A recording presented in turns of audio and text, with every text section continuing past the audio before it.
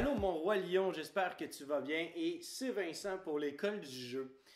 Aujourd'hui, je te présente un jeu qui est sur Kickstarter présentement et qui se nomme Zoocratie. Zoocratie est un jeu qui nous vient de As Games qui habituellement va nous donner des jeux de quiz, mais aujourd'hui, ils ont décidé de se lancer dans le jeu de société moderne avec un jeu qui mélange négociation et contrôle de territoire. Et la thématique aussi est assez particulière parce que dans Zoocratie, nous sommes à la tête d'un parti politique. Mais attention, on n'est pas n'importe quel type de parti politique. On est un parti politique dans un zoo. Parce que oui, on a enfin décidé d'obtenir notre autonomie politique en tant qu'animaux du zoo.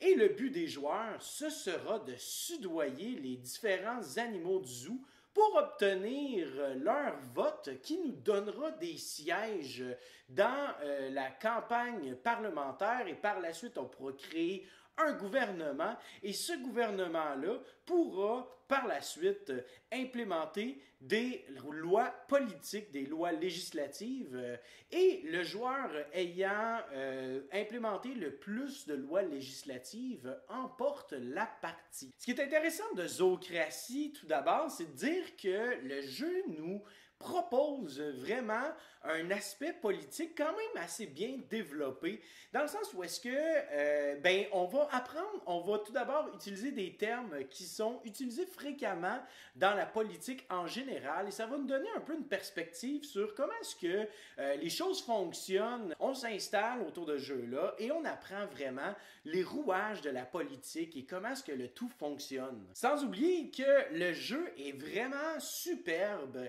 Les graphiques sont présentement finaux. Je dirais peut-être pas tout l'aspect des composantes de jeu, mais les graphiques c'est pas mal terminé et je dois avouer que c'est sublime. Et on est charmé très rapidement, non seulement par la thématique, mais aussi par le look du jeu. Zoocratie, en fait, est, comme j'ai dit, un jeu de négociation, mais c'est un jeu aussi qui va être divisé en différentes étapes.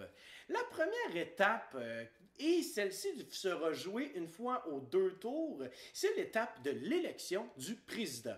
Alors à ce moment-là, les joueurs vont miser de la nourriture, parce que oui, on ne mise pas avec de l'argent, mais bien de la nourriture dans ce jeu-là, pour obtenir la carte du président.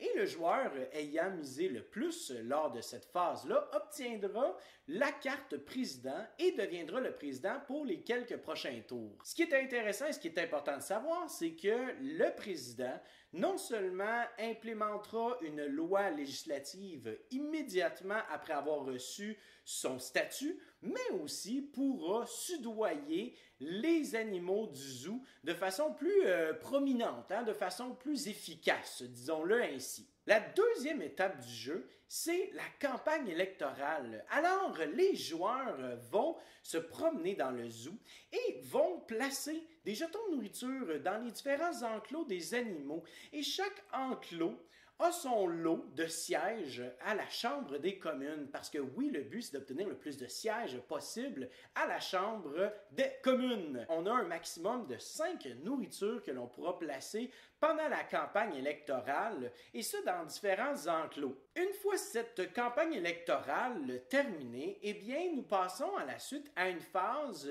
qui arrivera probablement à chaque 3 tours environ, et c'est la phase de l'élection parlementaire. Alors, à ce moment-là, on va regarder la majorité de chacune des enclos. Donc, c'est-à-dire que moi, je pourrais, par exemple, avoir une majorité dans un enclos, par exemple, des ours polaires.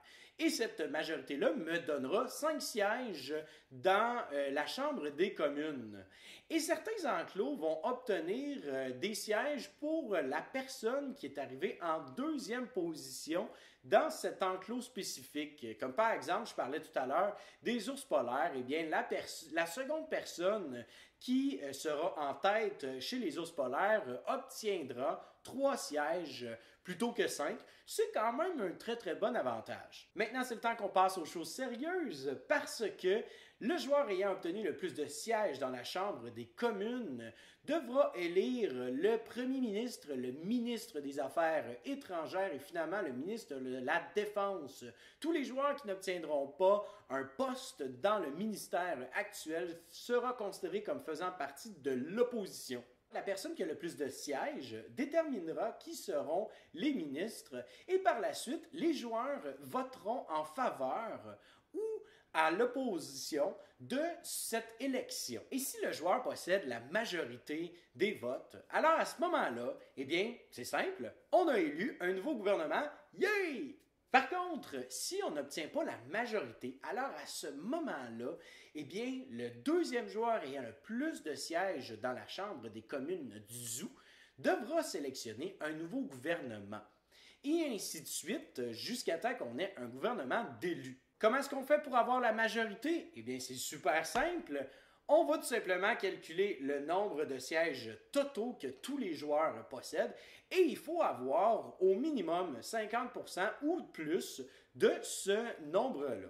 Par exemple, si le nombre total de sièges était de 60 sièges, eh bien, pour avoir la majorité, il faudrait que les joueurs qui acceptent la proposition de ce gouvernement totalisent un nombre de sièges de 30.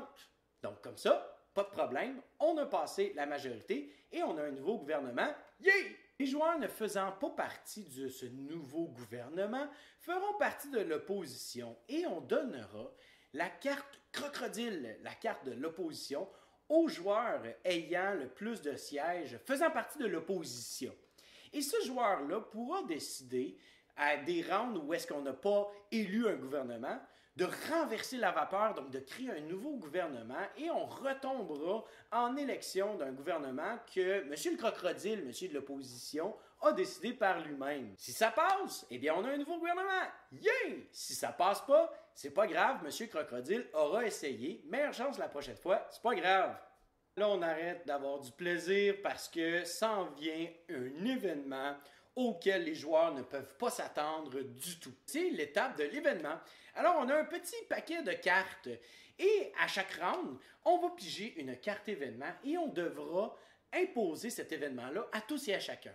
Parfois, ça peut être des événements positifs qui nous permettront d'obtenir de la nourriture ou encore de pouvoir implémenter une loi politique dépendamment de notre rôle autour de la table. Donc, si tu es président, pourquoi pas, tu pourras implémenter une loi gouvernementale super, tu es plus près de la victoire. Et attention, parce que dans ce deck d'événements-là, parmi les 4 dernières cartes de celui-ci, on y retrouvera une carte avec un drapeau de fin de course. Si l'on pige cette carte, eh bien c'est que la partie se termine immédiatement et le joueur ayant implémenté le plus de lois législatives remporte la partie. Mais si on n'a pas pigé cette carte-là, on fait juste continuer à jouer et on passe à la dernière étape du round, c'est-à-dire l'implémentation d'une loi législative.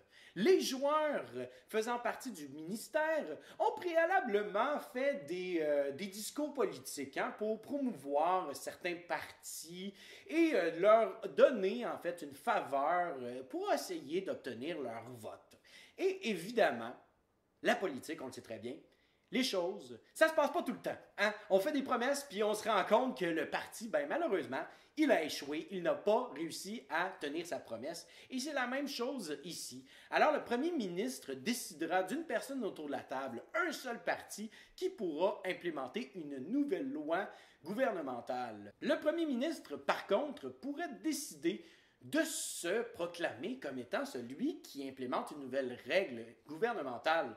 Donc on a beaucoup de pouvoir, mais si l'on ne tient pas ses promesses, les joueurs s'en rappelleront de tout ce qui s'est passé auparavant. Une fois l'implémentation de la loi législative qui est passée, on avancera le marqueur de round à la prochaine étape. Et si l'on retrouvait le marqueur de l'élection présidentielle ou le marqueur de l'élection de la campagne parlementaire, eh bien à ce moment-là, on devra effectuer ces étapes-là. Sinon, eh bien on fait juste simplement se promener dans le zoo, soudoyer les gens, leur soutirer des votes ou encore faire face à un événement. Pour ajouter un peu de piquant à ce jeu, eh bien, dans Zoocratie, les joueurs reçoivent des pléthores de différentes cartes avec différents effets. Chaque joueur au début de la partie en recevra 2. Et ces cartes-là nous permettront tout simplement de pouvoir changer des règles en cours de partie ou tout simplement intervenir lors du tour d'un autre joueur ou pendant l'événement pour pouvoir changer la dynamique de jeu. Comme par exemple, si l'on était le président lors d'une implémentation d'une règle législative, eh bien, tu pourras obtenir une nouvelle loi législative que tu imposera à tous et à chacun, et ce, grâce à cette carte-là. Comment est-ce qu'on les pige? Eh bien, à la fin de la formation du gouvernement, les joueurs qui font partie du ministère en recevront une seule dans leurs mains, alors que ceux qui sont dans l'opposition en recevront 2. Et c'est comme ça que l'on peut ajouter du piquant dans la partie, mettre un petit peu de saveur et surtout créer une certaine surprise et en fait nous donner une direction aussi. Zoocratie est un jeu qui offre une particularité, comme j'ai dit, très politique et c'est ce qui fait probablement l'intérêt que l'on pourrait avoir pour le jeu. C'est-à-dire qu'on en apprend énormément sur la politique avec Zoocratie. Sur ce, c'était Vincent et je te souhaite à toi et tes amis un bon jouage!